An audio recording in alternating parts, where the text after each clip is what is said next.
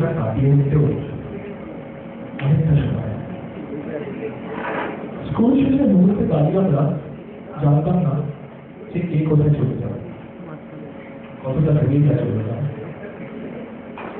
ভেবে অবাক লাগছিল যে সত্যি আমরা এই বন্ধুত্বটা আর কোনদিন ফিরে পাবো না। গ্রীষ্মের দুপুর, মাথা ঠান্ডা রোদ্দুর, কলেজে কলেজে ফর্ম তোলার লম্বা লাইন। ছোটবেলা থেকে ভেবেছিলাম বড় হয়ে বিয়ে হবে, তাই ভর্তি হলাম ইকোনমিক্স অনার্স নিয়ে। আমি স্বপ্ন দেখতাম ইঞ্জিনিয়ার হব, ভর্তি হলাম কলকাতার এক নতুন ইঞ্জিনিয়ারিং কলেজ। স্কুল শেষ, কলেজ জীবন শুরু হয়েছিল। এই সন্ধিক্ষণে দাঁড়িয়ে আমাদের দুজনে হচ্ছে আকাশে।